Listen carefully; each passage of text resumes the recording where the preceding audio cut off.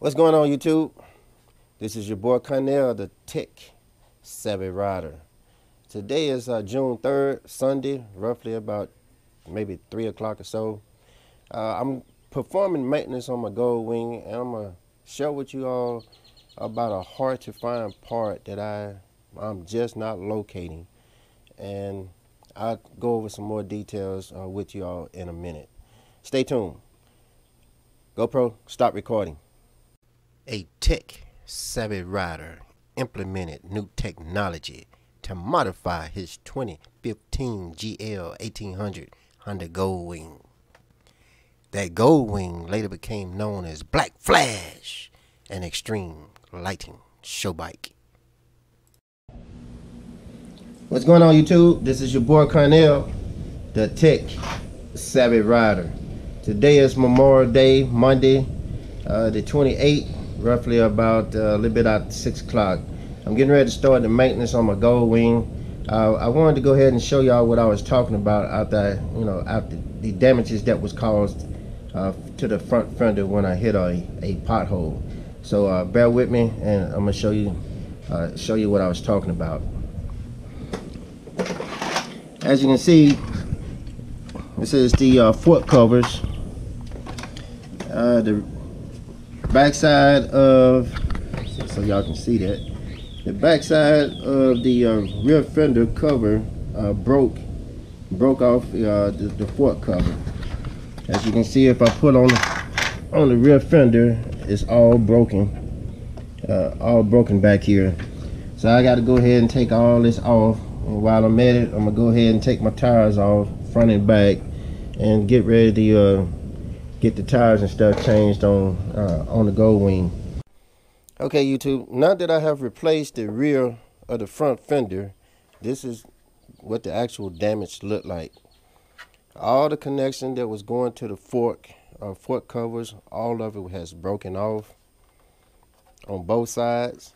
The only thing that was actually holding this rear of the front fender on was the one bolt at the top that's going up under the fork brace, or around the fork brace, close to that area. This was the only thing that was actually holding this piece on. Now, because I had an extended mud cover on the bottom of this, what actually happened was, when I'm gonna use my symmetric balance here as the wheel, when I rolled over and hit that pothole. When I hit that pothole, the wheel sunk down and caused the back of that dust cover to hit the ground. And when it hit the ground, it just basically bounced back up and broke all of this off. So one thing I want to mention, if you got a dust cover on the back, a mud flap cover, or whatever you want to call it, on the back of the front fender, you might want to make sure it's not sticking too far out, because if that wheel hit any type of pothole, that dust cover is going to bounce back up on this rear fender and break it off. So that's how so many of the rear fender covers for the front fender gets broken off, all because of that dust cover hit the ground and bounced back.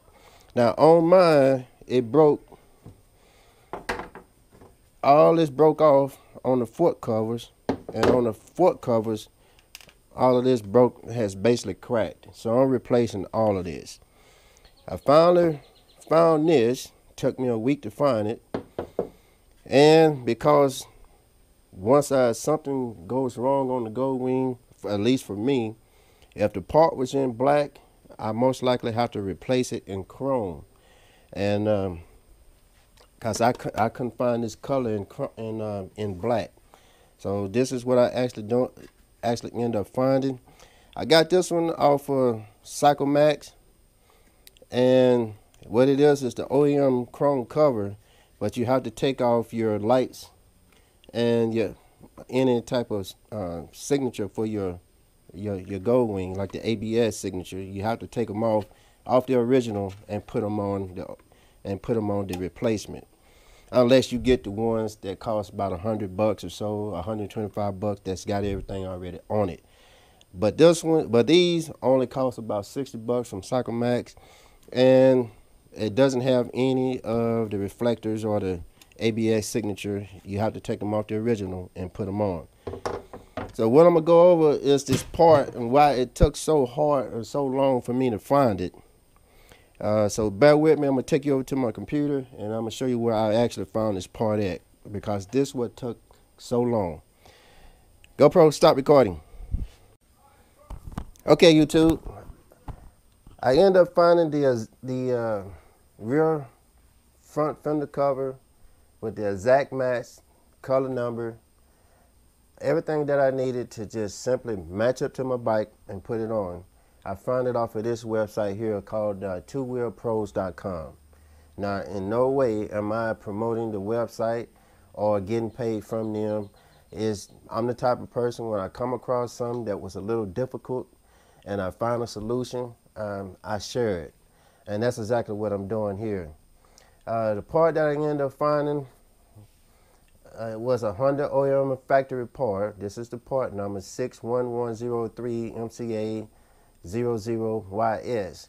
It's an OEM part number, and the reason it was so hard for me to find is because the color match, I needed the 2015 red edition for my bike, and I could not find it. I always found a black one or a gray one for a year model like the 2013 or 2014. But on this website, I was able to locate it, and like I said, once they don't show the picture of the part, but once I went to the 2015 front fender, the diagram comes up showing you exactly the parts of each and of the whole complete front fender. And in the diagram, it shows that number 5 is the part that I need for my bike. So once I saw the part number, I went over to the side over here and looked up the part 05. Actually, like I said, they got them in the black, but I was looking for the red one, and I could not find it. On this website, I did. I ended up paying $147, even though it doesn't show the picture. This is the part number and this the product that I got. And as you can see, I already have it placed on my Goldwing. Okay, going back to what I was saying, this is the part number. Even though they doesn't show the picture of the product, this is the exact product with the number and the color match for the 2015. Now, if you got the 2014 and 2013, of course, you can go on the same website and find the part number for your year motorcycle. I already have mine installed. It's a real simple install. All you got to do is just unloosen the 2 bolts, one here and one up here. You don't have to worry about any brake line or anything coming loose when you unscrew these screws, because the fender is just being held on by those 2 screws. Once you take those out, pull it out, and then replace the 2. Replace it with the new part, and you're good to go. That's what I wanted to share with you. Real simple fix. Like I said, I'm the type of person, once I come across a part that was kind of hard to do or hard to find, or something I was working on was hard to do, once I found a solution, I always share it. So that's what I just did. The rest of the stuff I'm going over on maintenance. I'm changing out my tires, doing some I'm doing some touch-up painting, and my brake pads, just basically getting ready, trying to get the bike ready to get the maintenance done, because this is probably the only time I'm going to have a chance to do it. So I'm going to go ahead and show you what my tires look like. The front tire don't look so bad. In fact, it still looks somewhat pretty decent.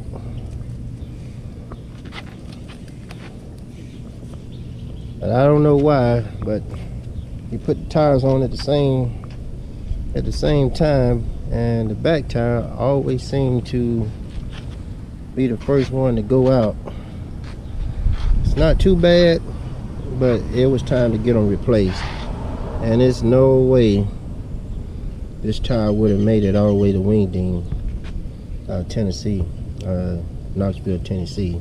So I'm glad I went on and changed them out. I'm gonna take them down to the dealer tomorrow, drop them off, and then when I get off of work, go back and pick them up. Everything done. Do some touch-up painting. As you can see, I got the wheels off on the side. Over here, I got them down. I'm doing some touch-up paint on them. And one thing I want to say about when you get your tires replaced, when you take them, if you take them to a shop or you take them to your dealer, I basically was buying new tires. I ended up buying the Dunlop E4 Elite 4s. There was nothing wrong with the Bridgestone tires that I had on here. The back one was kind of messed up. I showed that one because it seemed like the back tires always is the one that go bald dealing with the Bridgestone. But my front tires always seem to be pretty decent. Be careful when you take your tires to the dealer or take them to a tire shop to get them. I dropped mine off, and the minute I went back to go pick them back up, the 2 tires, I took in 4 tires and 2 rims, and they tried to come out with 2 tires and 2 rims. I'm like, hey, these are some good tires. Where are my tires? You know, so be careful. No matter where you go, it seemed like to me, all these places will try to get over on you. Yeah, if you're taking your tires to go get changed and both tires are bad, yeah, leave them there. But my tires were good, and they tried to hide them on me when I went back to go pick my tires up. And so I had to actually ask for my tires because they tried to keep them. I hate when I come across shady shops that are always trying to do something, because they're going to make money off you one way or the other. You leave your tires there, they're going to make money off the recycle. If they're good tires and you leave them there, they're going to end up reselling them. So if I leave good tires, if I take my tires in and get some new tires put on and my old tires are good, I always take them. I don't know what I'm going to do with them, but I'm like, hey, they still good. I probably end up cutting them and soaking them in gasoline and set them in the backyard and use them as smoke tires to get rid of the mosquitoes at night. I'm gonna find something to do with them, but just getting y'all a heads up, it seems like no matter everywhere I go, when I get a shop or a dealer to try to do some work that I don't have time to do or I can't do, it's always they're trying to make more money or get money from you when basically trying to get over on you, and I hate that. I really do. Just sharing that with you. Other than that, YouTube, that's my spiel for the day. This is your boy Cornell. That's my spiel for the day. Y'all have a good one. GoPro, stop recording.